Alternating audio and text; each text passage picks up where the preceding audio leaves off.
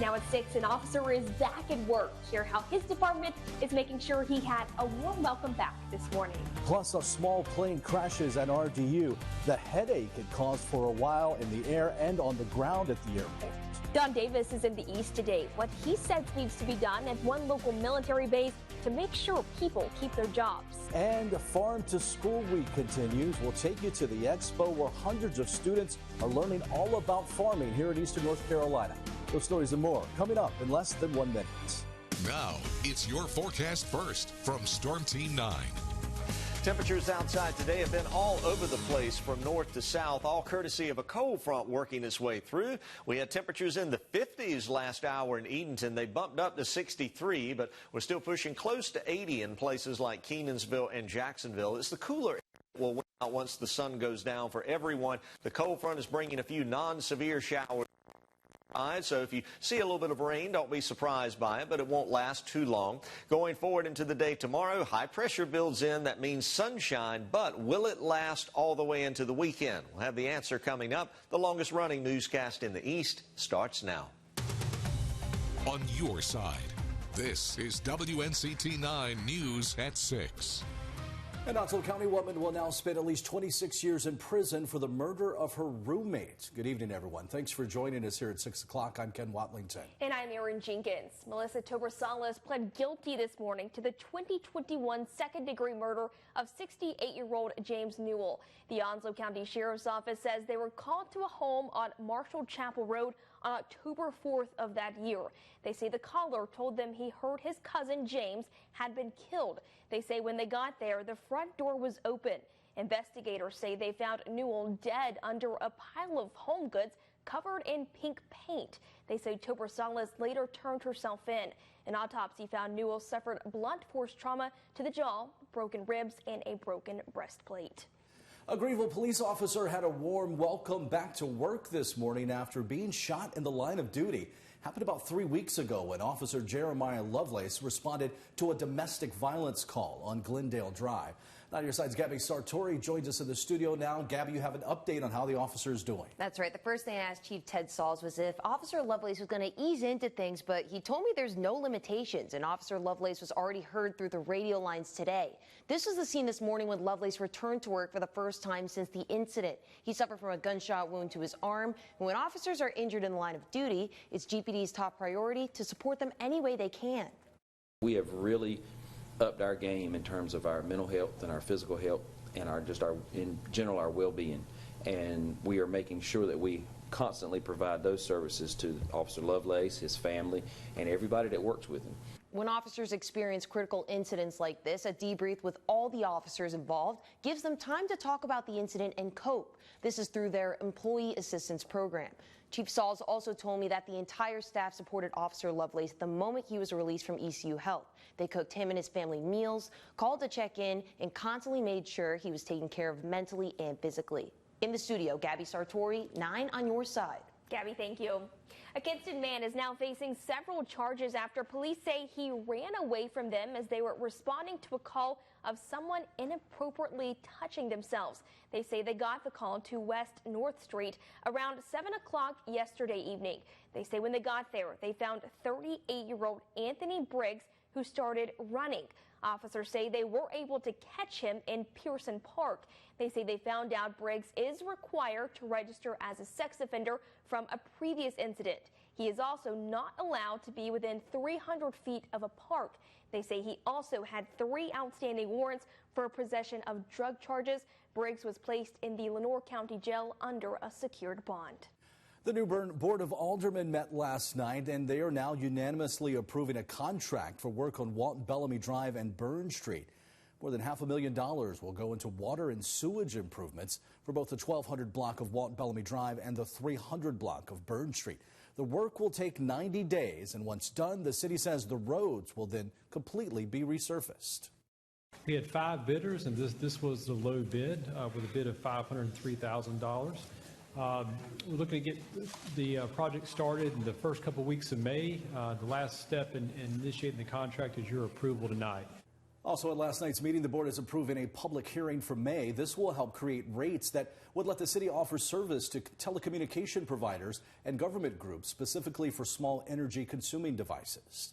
Congressman Don Davis is in Greenville today talking about some of his recent legislative priorities. He says one of those, as a member of the Armed Services Committee, is working to keep hundreds of jobs at Seymour Johnson Air Force Base. I talked with him today to learn more about how this could impact our area. Early this month, I wrote the president urging him and the Air Force not to rip away a squadron. Davis says in the president's 2025 fiscal year budget, there's efforts to eliminate a full fighter squadron of F-15E aircrafts at Seymour Johnson. Davis questioned the Secretary of Air Force Frank Kendall about this. What criteria has been used to determine taking away a squadron? He says if this squadron is eliminated, it could have major economic impacts. We know that Wayne County is a Tier 1 county, as deemed by our Commerce Department, as designated as a economically distressed community. So we would be ripping out 520 jobs. That's what young people have continued to tell me over and over again. They want their shot for good paying jobs, and we can't start this by taking away the jobs that we have. Davis says not only is the base a good economic driver, but also good for our United States military. We were leading the way when Iran decided to move forward with an attack on Israel. It was Seymour Johnson. Davis says he's going to continue to push back against this effort. What I'm advocating for is either keep the squadron there, or let's do some sort of one-for-one replacement so that we're not necessarily losing the jobs. Davis says he hasn't heard back yet from the president, but he will continue working on this in Washington, D.C. A wild scene over at Raleigh-Durham International Airport this morning. Two people, Dr. Paul Chilminski and a pilot, are hurt after this plane crash. We now know the plane is operated by UNC Air Operations and was coming from Wilmington. UNC Health says they were returning to the Triangle after Dr. Chilminski gave a lecture to a medical staff at a Wilmington area hospital. Our primary focus when that accident occurred were the two people sitting in that aircraft. Our primary mission is to make sure we can get to them and try to rescue them. Exactly what happened with this plane still isn't clear. The National Transportation Safety Board is investigating, but the airport authority says there was no warning before the crash. The state legislature is back in Raleigh for a new session. Today, Governor Roy Cooper is accusing Republicans of robbing public schools. This comes as he gives his proposal for the state budget. He's calling for an 8.5% average raise for teachers, as well as bonuses to recruit and retain existing teachers. He also says Republicans should stop their expansion of the state's school voucher program. The Republican legislature is trying to choke the life out of public schools and then accuse them of failing while they gasp for breath. You boil his proposal down, it's always spend more, tax more. When the Democrats were in control of the General Assembly, that was their proposal, and we see where it got us. Governor Cooper wants the state to fund child care centers that are at risk of closing once federal funding from the pandemic runs out. He also says lawmakers should stop the income tax cuts that are scheduled for corporations and families making more than $200,000 a year. And we want to hear from you. In tonight's Vote Now on 9 poll, we're asking, what is your top priority for the state budget? To vote, just scan the QR code there at the bottom right side of your screen. You can also use the free 9 on your side mobile app or go to WNCT.com/vote. You can see those latest results tonight on your late news here on WNCT. Second Amendment advocates are delivering petitions today to Republican leaders in the Senate. They say they want North Carolina to be the next state to let people carry a concealed weapon without a permit. They're pushing for the legislature to pass a constitutional carry bill. It would become optional for people to get a permit, but a training course would be required. The North Carolina Sheriff's Association opposes this bill, saying sheriffs have trained staff to determine if someone is capable of carrying concealed. State lawmakers are also tackling what's known as gas station heroin. The drug tianeptine is used as an antidepressant overseas, but is not approved in the U.S. Some states have actually banned it.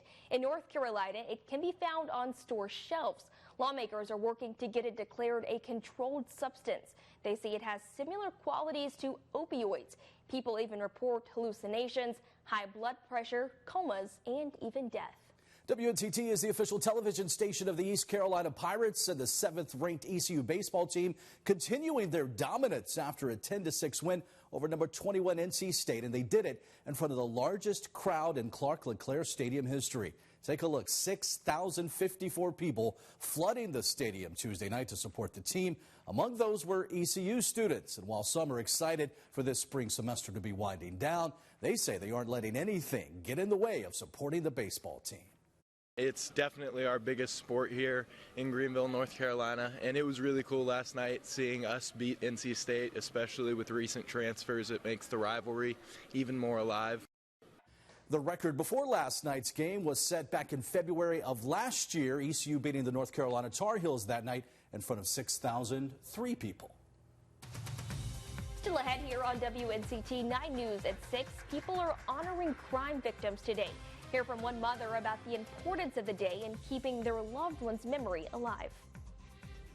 Also coming up next, your complete Storm Team 9 7-day forecast. Temperature readings going forward are going to be fluctuating from day to day, but what about the potential for rain? We'll have the answer next. I'm Nora O'Donnell. Tonight, our global exclusive with Pope Francis. My conversation about the world's children, wars around the globe, and what he's hopeful for. That's tonight on the CBS Evening News.